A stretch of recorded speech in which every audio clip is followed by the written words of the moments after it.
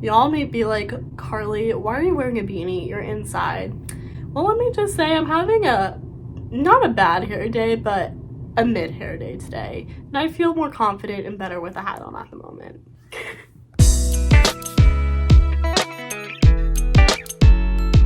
There are little girls outside my window I live on a shared property, but they're sledding and they're waving to people in the windows and they just saw me sitting on my tripod. If you hear them yelling, screaming, or singing Into the Unknown, that is probably them. Hi guys, what's up? It is Carly here, and I'm back this week with another video. I guess this is considered a more serious video, but basically on today's video, I'm going to be sharing my Crohn's disease journey with you all. There's so many people, millions I think, who struggle with an irritable bowel disease like Crohn's disease, ulcerative colitis, but I just want to share my story with everyone. And also, the reason why I'm filming this video today is because I wanted to announce that in June, I'll be participating in the Take Steps for Crohn's and Colitis Walk in Boston, which I'm very excited about, and I'm fundraising money for the foundation. If you want to donate, the link to my team is below. I tell a little bit about my story-ish, even though you will hear it in this video as of now. Any donation is greatly appreciated, no matter how big or small. If you have $1, I will gladly take $1 towards this foundation and my team, again, because it's all going back to a good cause. Also, I want to say that it's my birthday. It's probably the day of or near my birthday by the time this video comes out. And honestly, if you want to make me really happy on my birthday, I'd appreciate you donating to my team. Again, all the money is going towards a good cause, supporting patients in research and everything along those lines, and I would greatly appreciate it. Let's just hop right on into it, I guess. So I was first diagnosed with Crohn's back in 2011. So this is basically almost my 12th year of having this disease. I had a lot of weird symptoms. I was in a lot of pain, going to the bathroom, nauseous. I'm sorry if some of this video also may be TMI because it is relevant to like digestion and like going to the bathroom, but I had bloody poops, like very unhealthy bloody poops, like a lot of blood. Not good. So I went to a GI doctor and I had to get my first ever colonoscopy and endoscopy, which wasn't fun. And I was diagnosed with Crohn's disease. And it's crazy to think it's been 12 years now. I feel like just yesterday I was in middle school for struggling and everything. But I've been through the process of finding like a medication and a routine that works for me, and I wanted to give you all the rundown. Of course, everyone has different things that work for them differently, and no one goes through the same exact thing. Everyone has different symptoms, like different spectrum is not the right word, but like some have it more mild, some have it moderate, some have it to severe. It's like a scale technically, but I'm on the more moderate to severe scale. It's always been like that. The first medication that I was on prednisone and 6-MP, and I didn't want to deal with like shots or IVs or anything like that at the time because I'm not a big fan of needles and blood drawing and things like that. And I was on that, I believe, for about a year. However, there was some really bad side effects to that. I had to go on a low sodium diet because I got like very chubby. Basically, the medication made me like chubbier because of like sodium, I guess. And there was one point where my ankles got severely swollen and I had to go to the hospital and get fluids to have the swelling go down. And I literally missed a family trip because of it, but shout out to my mom who went to the hospital with me and stayed home with me. I was low-key very bummed because my sisters and my dad went to New Jersey and they went to Cake Boss back when it was huge, and they saw some of the sisters there that they've seen on TV, and I was like, if you heard those screams of those girls, that was my mood. Basically, after almost a year, my doctor wanted me to try to like slowly get off prednisone and 6-MP, and when that happened, all went to hell. Things got really bad again with symptoms, and then I had to choose between another possible few options.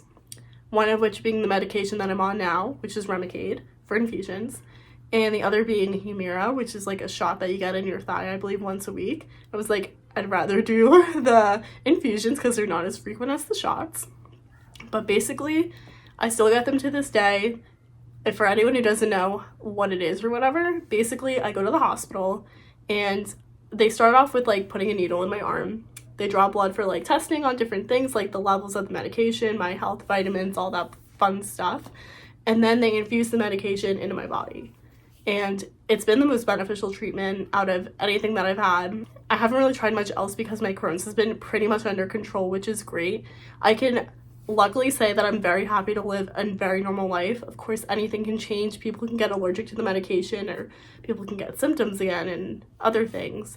But I'm very, very grateful to be here today, going strong. I've participated in like extracurriculars and graduating high school, going to college, and like living my life, kind of like living on my own, but not really, because I live with my dad. But sometimes I feel like I live on my own, and I'm just very, very grateful. Despite overall being very good with like my health and everything and my Crohn's, I do have a lot of side effects and different things that I go through with it. One of which being bowel issues, going to the bathroom, constipation, the opposite that I won't say in this video, in case if anyone gets uncomfortable. I've had my fair share of hemorrhoids. I'm not gonna lie to you guys about that. They're not fun. Don't recommend them. If you need to use a laxative, use a laxative. That is my lesson for you guys. I have also dealt with a lot of abdominal pain and nausea as well, which is also not very fun.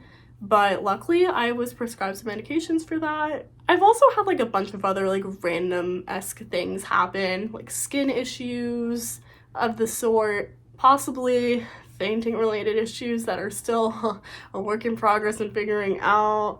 But I feel like those are the main things. Oh, I forgot the most important thing, which isn't really like a side effect, but in terms of diet, I have a very, very, well, it's a complicated diet, but there are worse diets out there. When I was first diagnosed with Crohn's, I had to partially change my diet, which, let me tell you guys, it's not easy at all. I had to stop eating raw fruits and vegetables, but I do cheat on occasion and have some. Shh, don't tell my doctors. And I can't really have popcorn, nuts, seeds, heavily fried foods. Also, mixing of certain foods together would make me very sick. Those are like the main things that I had to start out with, in addition to like that temporary low sodium diet, which honestly wasn't awful, but of course like there was things that like I missed eating, such as popcorn, because I love popcorn. And then came my junior year when the diet took a worse turn. I got really, really sick again, and I remember there were days where I had to stay home from school because I just wasn't feeling well, and I had to go on a gluten-free diet. And I have been on that diet ever since. It's been, that was what, like 2016, 2017? 6 years? I'm getting old. That felt like yesterday.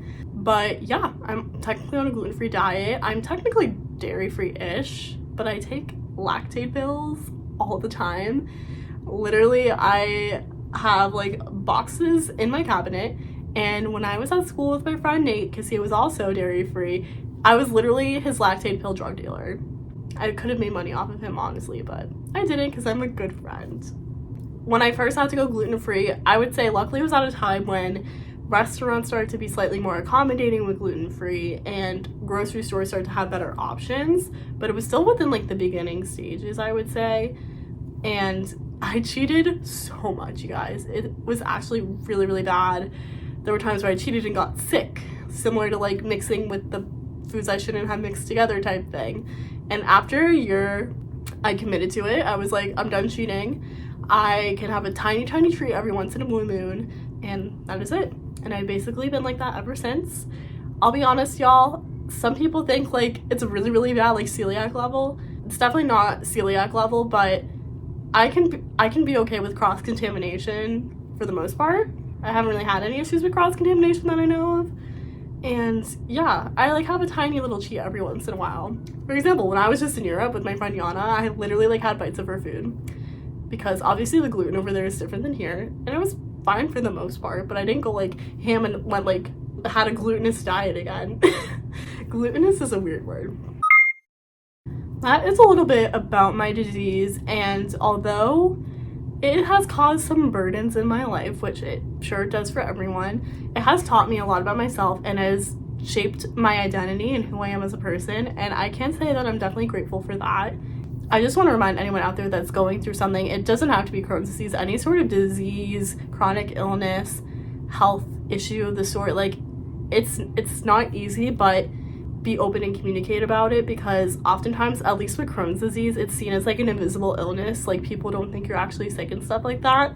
So I like learned to be like very open with my disease, and I really don't care like if I'm openly talking about like my issues, my diet, sometimes my bowel problems with like my family and close friends, because I'm just very open about that stuff, I guess. But I can thank the disease for that. It's really helped me with my confidence and my maturity as well, communication for sure. Literally, when I first was diagnosed in middle school, I literally did a project on Crohn's disease, and I didn't want to tell people that I had it, but I was like, I know someone really close to me that has it, so I was like a nervous kid.